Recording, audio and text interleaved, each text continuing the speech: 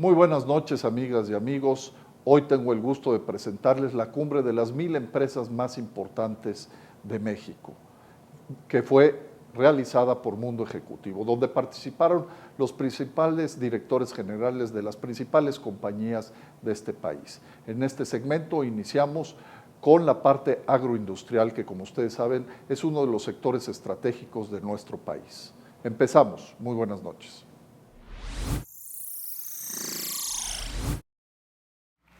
Qué interesante es el sector agropecuario, agroindustrial de nuestro país, y qué interesantes los datos. Para el 2050 vamos a ser 150 millones de mexicanos. Eso significa 30 millones más de consumidores potenciales, no, reales, que van a estar aquí en un sector muy dinámico, muy interesante, con temas donde nuestro país, en muchos de ellos, hay una gran oportunidad de que seamos autosuficientes y exportadores, en otros ya lo somos. Y precisamente ante la situación que vemos en el mundo, yo creo que lo importante es dar la claridad para que los inversionistas, los que ya estamos en el negocio y los que les interesa entrar, sepan que se están haciendo las cosas y que hay herramientas hacia adelante. Hoy, obviamente, la pregunta es ¿qué va a pasar con el Tratado de Libre Comercio después del 20 de enero, ¿no? Entonces, yo creo que ese sería un tema interesante para que nuestros panelistas. Es un honor y un orgullo estar con mi paisano, el secretario de Agricultura, Pepe Calzada, con un ex compañero del TEC de Monterrey, Gerardo Gutiérrez, con un gran amigo también, Jorge Esteves, todos ellos exitosos en lo que han hecho en la vida y conocedores del tema, sobre todo del tema empresarial. El campo normalmente lo vemos como el que está en el surco, que no es desdeñable el hecho de hacerlo. A los que lo hacemos, además de todo, nos enorgullece, sino todo el tema de las cadenas de valor. Y a mí me gustaría que Gerardo iniciaras hablándonos un poquito de todo lo que se está haciendo en las zonas económicas y cómo esta herramienta que estamos teniendo o que vamos a tener nos va a permitir, ante los cambios que vienen en el mundo, estar preparados, porque normalmente lo que decimos es que pues, ahogado el niño es cuando tapamos el pozo. Yo creo que hoy estamos avanzando al revés. ¿Tú qué opinas? ¿Por qué se dan las zonas económicas? En México, como ustedes saben, hay dos Méxicos, y esto es una realidad, y ha sido uno de los principales temas por qué no hemos podido generar un desarrollo incluyente, sostenido y de largo plazo a niveles mayores de lo que hemos tenido en los últimos 30 años. Esta visión de estos dos Méxicos que se ha ido partiendo en los últimos 30 años, donde el centro, occidente, el norte tiene condiciones mucho más favorables, donde estamos viendo que hay empleo bien remunerado, inversiones, oportunidades de vida digna, y el sur-sureste que se ha venido rezagando. La realidad es que no hemos tenido hace mucho, no se había tenido una política pública de gran aliento y de gran alcance como hoy son las zonas económicas especiales.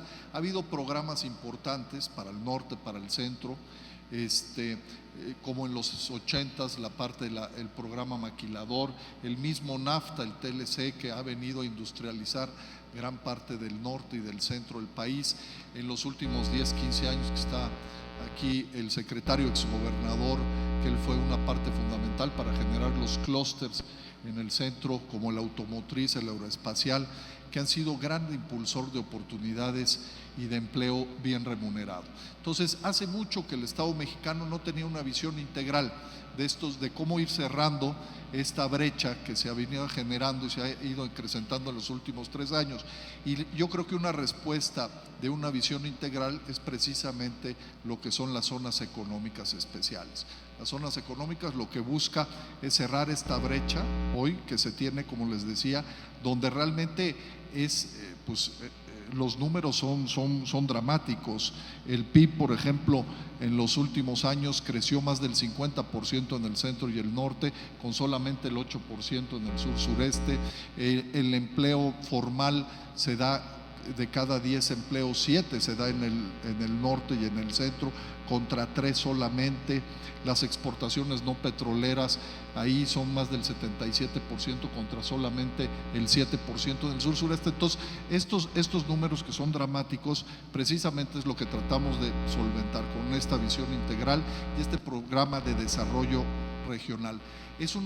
La visión integral es precisamente porque no nada más estamos haciendo áreas delimitadas, donde lo que queremos generar es un macroparque industrial donde haya procesos de valor muy claros, sino también se escogieron donde pudiéramos hacer centros logísticos de clase internacional. Yo estoy convencido que México, una de las grandes apuestas para el desarrollo regional y para precisamente poder dar una respuesta muy puntual a los grandes temas que vienen hoy con la apertura del NAFTA, la no aprobación del TPP, es precisamente hacer centros logísticos, a México hacer un centro logístico. Entonces esta visión integral nos lleva a tener centros logísticos con un desarrollo regional a través de las zonas económicas.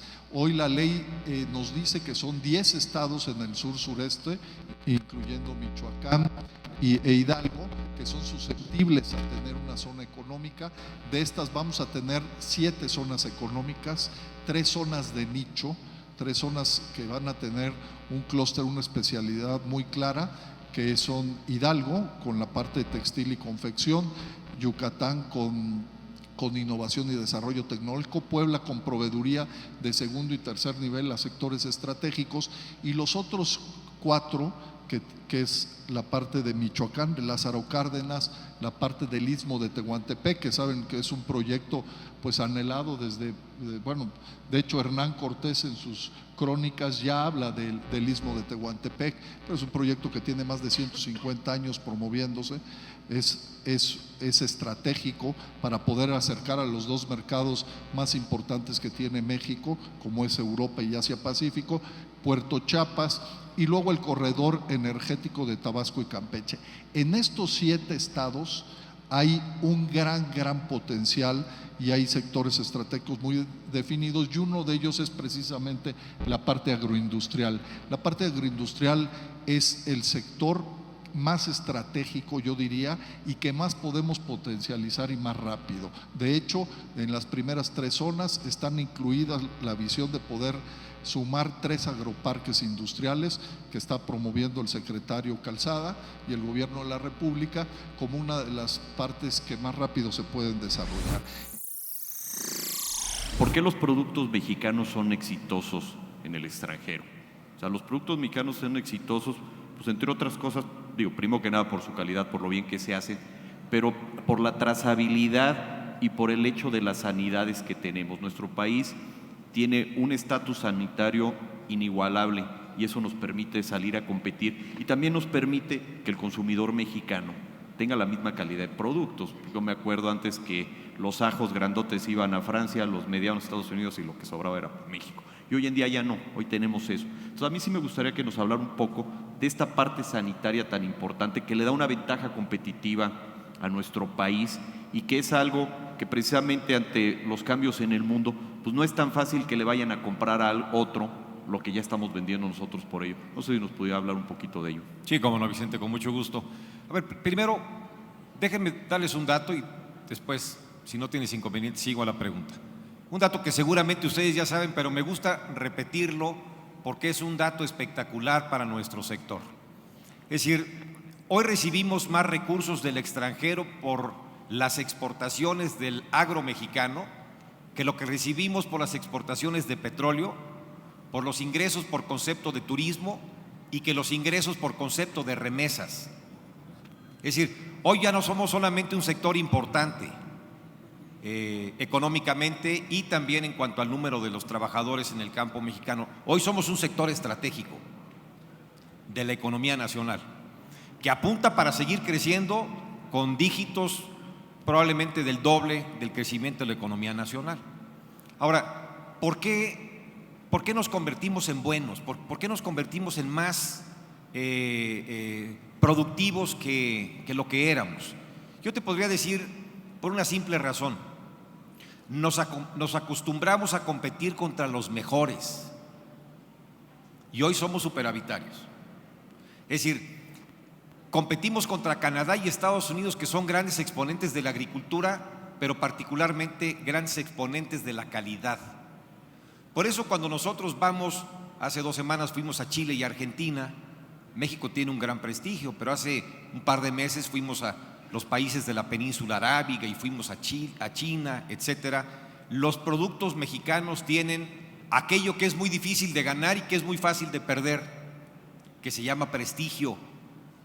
Hemos construido prestigio y nos la tenemos que creer con toda claridad y en su justa dimensión.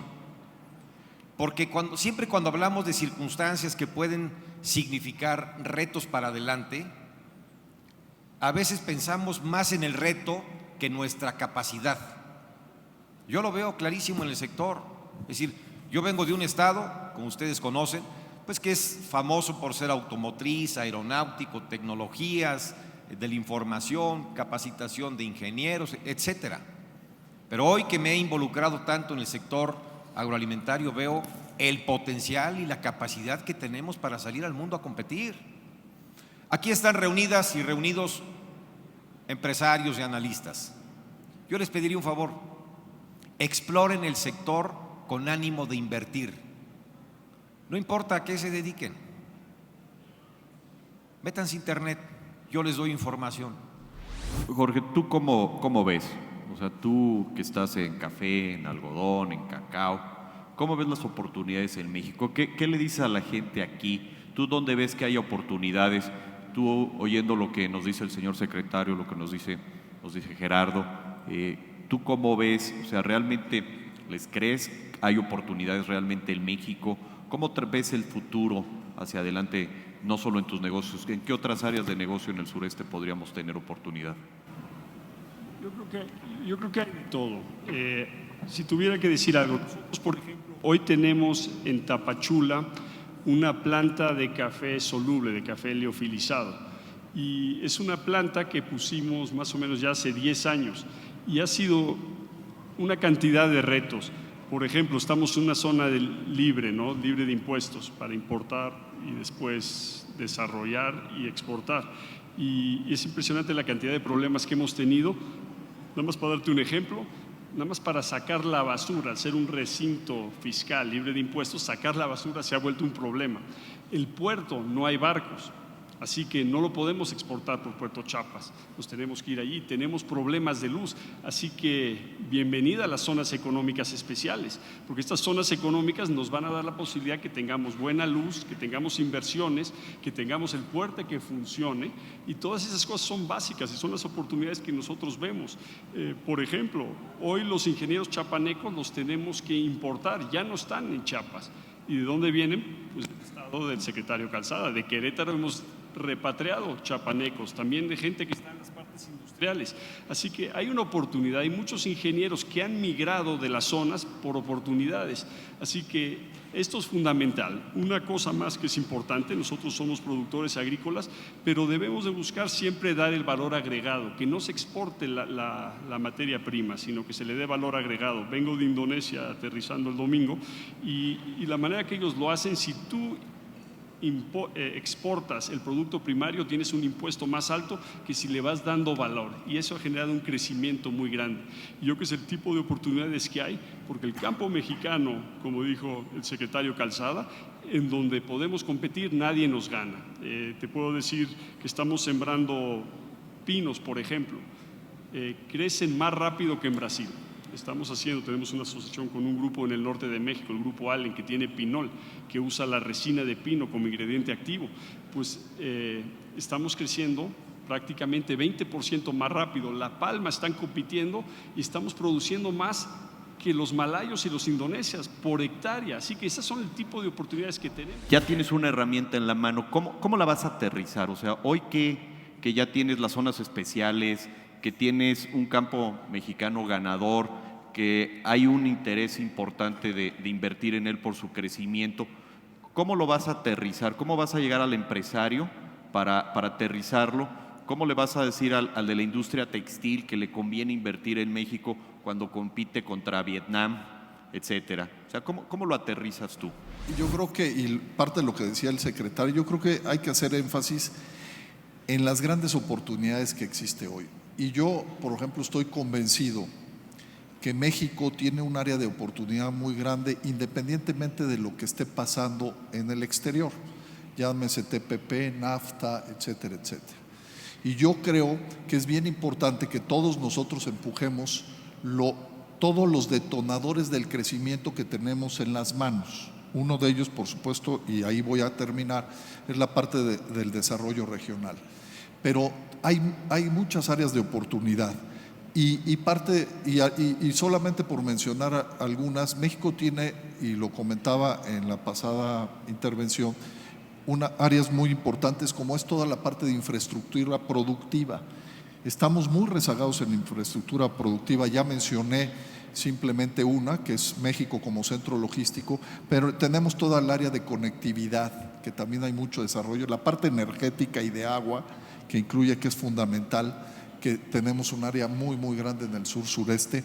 Tenemos todo lo que no hemos hecho para fomentar la empresa en México, como es la parte de innovación y desarrollo tecnológico, la parte de financiamiento. Ya también hablamos de los incentivos fiscales para detonar la planta productiva, todos los programas de desregulación y simplificación que está haciendo el gobierno de la República.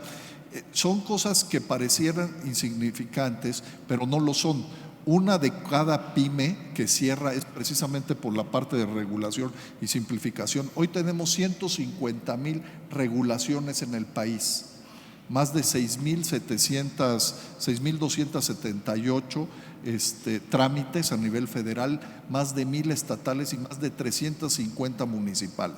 De ese tamaño es lo que podemos avanzar en desregulación y simplificación. La parte de incorporación de la pyme a las cadenas de valor globales, que es lo que está haciendo la parte de agricultura, es muy importante. Y por supuesto, ya mencionó el secretario, toda la parte de cómo podemos aprovechar los 12 tratados de libre comercio con los 45. Y ahí yo me detengo también para hablar sobre la parte del desarrollo regional. En nuestros tratados, independientemente de lo que vaya sucediendo con TPP, que al final pues transitemos a un acuerdo diferente o acuerdos bilaterales, ahí hay una gran área de oportunidad, lo que decía el secretario Calzada. Tenemos un área de oportunidad con Asia Pacífica muy clara y con Europa. En el andamiaje institucional que estamos haciendo, jurídico y de facilidades para invertir en el sur-sureste, va a ser tan fuerte, que es lo que estamos empujando, que los empresarios mexicanos van a poder tener un área de oportunidad, que es parte de la pregunta, con proveeduría, con la parte de buscar nuevas inversiones, con la parte de tener poder ampliar las empresas o lo que ya producen, poderse diversificar. Va a haber también la oportunidad de traer empresas que nos puedan trasladar toda la parte de innovación y desarrollo tecnológico. Entonces, yo sí veo que hay una gran oportunidad para México si hacemos y generamos los detonadores de crecimiento que existe. Y en este caso, el sur-sureste, por las condiciones de agua, de energía y de facilidades que vamos a dar, puede y debe de ser un área fundamental para las inversiones. Entonces, en ese sentido, creo que el mexicano va a ser el primero, y es lo que estamos invitando cuando vamos con los textileros, con temas sensibles, con la misma leche, con muchas gentes que vean como un área de oportunidad. Al final, su inversión, a través de los incentivos fiscales, de la certidumbre jurídica y de las facilidades al comercio que van a tener, van a ser únicas e históricas para que puedan invertir. Entonces, yo sí veo el desarrollo regional en las zonas económicas en el sur-sureste como una gran área de oportunidad para los empresarios mexicanos. Pasaríamos a las preguntas que nos han llegado, por favor. Claro, nos llegaron unas preguntas por Twitter. Esta es para Gerardo. Una inquietud de los inversionistas es: ¿qué seguridad jurídica ofrece invertir en estas zonas especiales? Bueno, ya lo mencioné, tenemos una ley federal, estamos haciendo leyes estatales, estamos firmando convenios de coordinación en los 3 niveles de gobierno, donde el municipio y el Estado nos ceden parte de sus facultades constitucionales para hacer una zona económica. Va a prevalecer en toda la zona la ley, la parte federal, y eso nos garantiza, como les digo, una seguridad. También tenemos trabajo de seguridad con las diferentes instancias que van a estar pues cuidando la parte de las zonas económicas, pero al final la mejor certidumbre jurídica, la mejor certidumbre es precisamente lo que decía el secretario Calzada. A través de generar inversión, oportunidades y empleo, se va a ir disminuyendo los efectos que tenemos hoy, los problemas que tenemos de problemas sociales, problemas de seguridad y problemas de sociales que existen. Entonces la mejor manera es invertir. Yo también convoco a que vayan, que conozcan las zonas económicas, van a poder generar una gran oportunidad para sus negocios, y la mejor manera es precisamente invirtiendo y apostándole al país para que la parte de la seguridad y los problemas sociales disminuyan. Gracias. Jorge, tú tienes experiencia, no es en la producción primaria. Tú integras a pequeños productores y tú estás en el sector de transformación.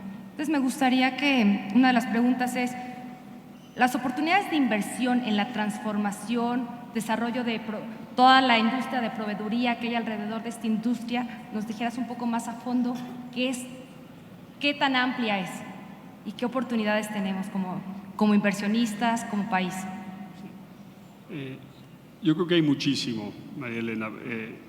Me gustaría empezar un poco por ejemplo, nosotros tenemos una planta de café soluble, como dije, en Tapachula. Tenemos en Veracruz una planta de cacao, y es impresionante, pero las materias primas las importamos. El cacao no viene de México, a pesar de ser originario de México, viene de Venezuela, viene de Ecuador, viene de Costa de Marfil, viene de Ghana.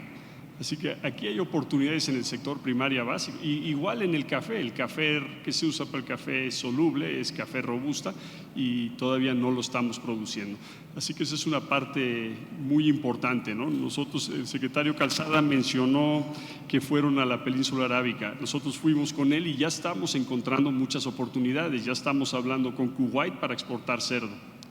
Ya estamos hablando inclusive con Dubái y Abu Dhabi, que no solamente se usan para producir en la zona y para vender a la zona, como dices, es un desierto y no se hace nada, casi no producen nada, así que están comprando mucho, pero también se están volviendo un centro de distribución para África. Así que son 2 pájaros de un tiro, y así se están posicionando. Y yo creo que todas estas son grandes oportunidades. Yo creo que por donde veo hay oportunidades de transformación en las frutas, las verduras. Hoy los exportamos básicamente como salen, pero yo creo que hay grandes oportunidades de mandarlo de otra manera. También en la parte de la porcicultura, por ejemplo, la mayoría de los granos todavía vienen de fuera, a pesar que somos muy buenos en el norte, pero no alcanza, no es suficiente. Así que la mayoría, pues como estamos en Veracruz, lo importamos de Estados Unidos. Así que yo creo que hay grandes oportunidades, y debemos de buscar no solamente al sector primario, que el campo mexicano es muy productivo, pero buscar ese siguiente paso de dar productos de valor agregado que ya puedan llegar a los consumidores, y no solamente a los consumidores mexicanos y los consumidores en el extranjero. Estamos muy bien posicionados para hacerlo, ¿no? Otro área donde estamos es en el sector de palma. México importa el 80% de la palma. Primero vamos a empezar satisfaciendo las necesidades de México y que dejemos de importar, y después no hay ninguna razón que no exportemos. Se producen, del aceite de palma, son 6 toneladas de aceite por hectárea. El siguiente producto, que es la soya, 1.5, así que hace 4 veces más, así que tiene mucho sentido y podemos hacerlo muy bien. Bueno, pues señores, muchísimas gracias por su intervención, señor secretario. Muy buenas noches, amigos y amigas. Espero hayan disfrutado como yo este segmento de este sector tan importante como es el agroindustrial, que fue realizado en el marco de la cumbre de las 1000 empresas más importantes de nuestro país, realizadas y hechas y apoyadas por Mundo Ejecutivo. Muy buenas noches y gracias por su atención.